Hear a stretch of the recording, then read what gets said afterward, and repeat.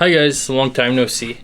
So today we are September 1st and I'm just going to briefly go over the Quebec situation. We are currently at 62,614 cases of coronavirus. I've been updating it since March, and I stopped doing it during the rest of the summer because it was getting on my nerves.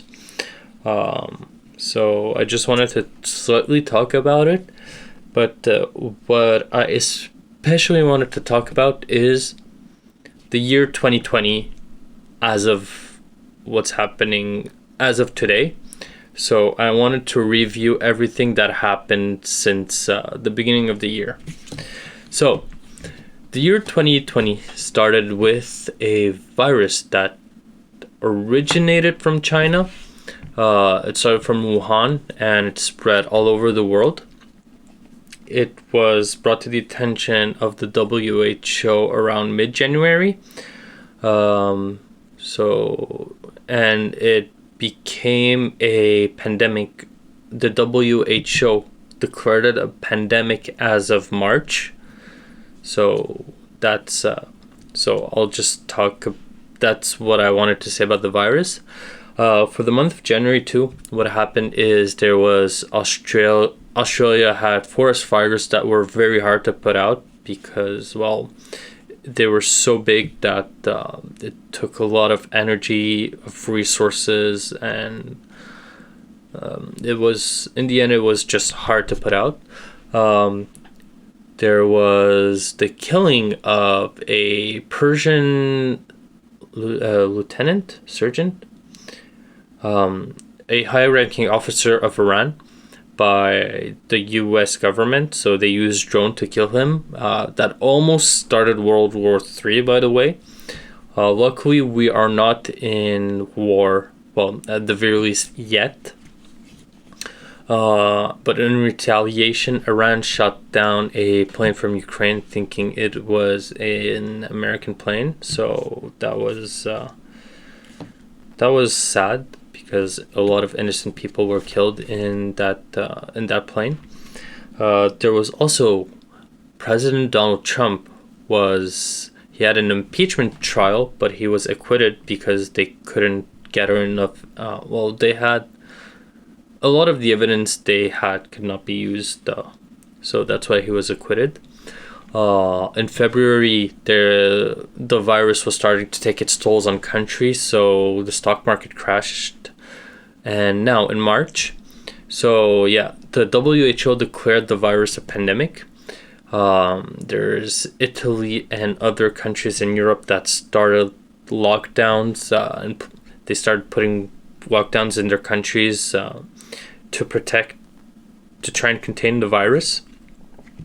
So that was crazy. It's the first time I've ever experienced it, and I'm just 28.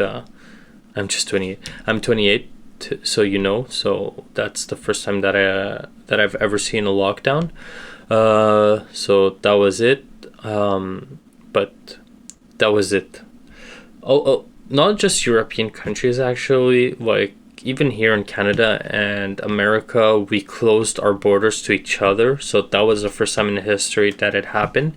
And as of today, September 1st, the border is still closed. So unless you have like some very important stuff to do, so like you're working in healthcare, so you have to go to the US, or you have to come to Canada to work, or you have important resources such as food that you need to cross the border. That's at that point you're allowed to cross, but other than that, like you're not supposed to visit Canada or US if you're a US citizen or a Canadian citizen. So that was that. Russia and Saudi Arabia were playing a lot with the oil prices, so we saw a huge oil price crash in March. It was the cheapest I saw oil since a long time ago. The stock market has crashed even further than February. So it was the biggest market crash since the Great Depression in 1921, which is really bad. But now, currently, the stock market is doing okay. And Lebanon has entered a financial crisis in March, so there's a lot of bonds that they can't repay. So the country is running out of money. That was for March. So let's go into April. April, there are 1 million people that were infected with the virus as of the month of April. And also, Canada has had its deadliest massacre in history. Modern history. So, like 150 years. So yeah, 23 people were killed. So that was quite sad to see on the news. So let's see. Now in May, China voted in favor of the national security law of Hong Kong. So it would ban any movement that promotes subversion, secession, and independence, in other words. And so that was in response to the large protests in Hong Kong that started last year. It started with the government of Hong Kong proposing an extradition law so that people from Hong Kong could go to China to get tried. But the Hong Kong people were not happy about that, so they started protesting against that extradition law. And after the government didn't respond in time, so the protests evolved into even more demands. And so the government of Hong Kong withdrew that extradition law, but it wasn't enough because now the Hong Kong people were asking for investigation into police brutality and other stuff because they felt that their needs weren't being listened to. So in response, so that was the Hong Kong protest. Let's go back to the national security law. So in response, the U.S. has declared that Hong Kong is not autonomous anymore, since it used to be a special autonomous region that was self-administered, but not anymore according to the U.S.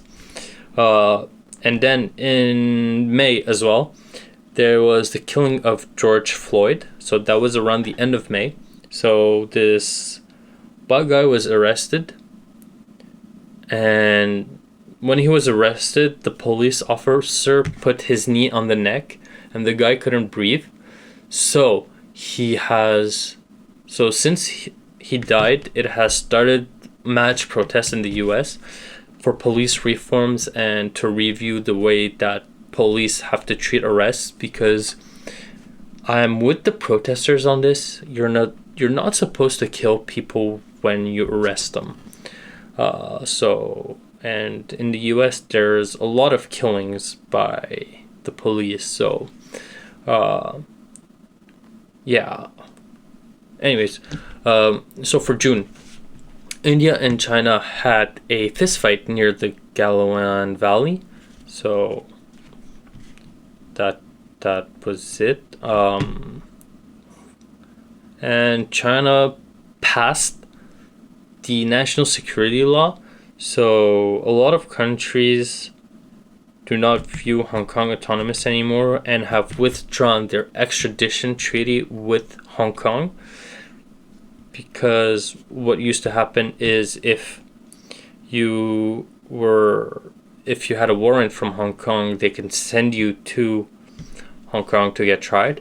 But since now China has control of Hong Kong, and the law does not only ban secession or independence in Hong Kong, it's all over the world. So anyone who criticizes the Chinese government can get arrested if they ever travel to any region of China or any country that has an extradition treaty with China. So that is why Australia, New Zealand, Germany, US, UK, and other countries have withdrawn their extradition treaties with Hong Kong so as not to send their not to send anyone that has a warrant from the Chinese government back to Hong Kong. So that was in June. Now in July, Vladimir Putin, the president of Russia, has abolished his term limits. So now he is able to be president until he dies, basically. So he has consolidated power for himself. In July as well, the USA passes the Hong Kong Autonomous Act. Therefore, it does not recognize Hong Kong as an independent region from China anymore. So it has withdrawn not only treaties, but special treaties that it had with Hong Kong where it could send weapons and other stuff like that. That was in July. Now in August, in Lebanon, there was a big explosion in the capital of Beirut. It killed 220 people, so it was hard to read. A lot of people had their families affected, so it's really quite sad. There was the president of Belarus, Alexander Lukashenko. He got re-elected, but now there are people protesting in Belarus because they want to trigger a re-election because they do not feel that the results is representative of what's really happening in the country. Just to mention, I think he was president since 1996, and so there's like an 80% people who voted for him, but there's a lot of people protesting in the street, so it doesn't make sense that there's that many people. And the last event that I'll go, I mean, this one isn't particularly bad. It's just Shinzo Abe, the current prime minister of Japan, has resigned. So in the history of Japan, he is the longest serving prime minister. So it comes as a surprise that he gave his resignation. He was citing health problems, saying that just health problems. So that's for the year 2020 as of today. So let's hope that the rest of the year goes well, although I highly doubt it. So that's it for today. Maybe I'll see you guys at the end of the month of December, just to review what happened for the rest of the year. But yep, so far so bad. So 2020 is the year that keeps on giving. So if you like this video, please hit a like, subscribe, and comment. Tell me what you think about the year 2020. So I hope you enjoyed. See ya, guys. Stay safe.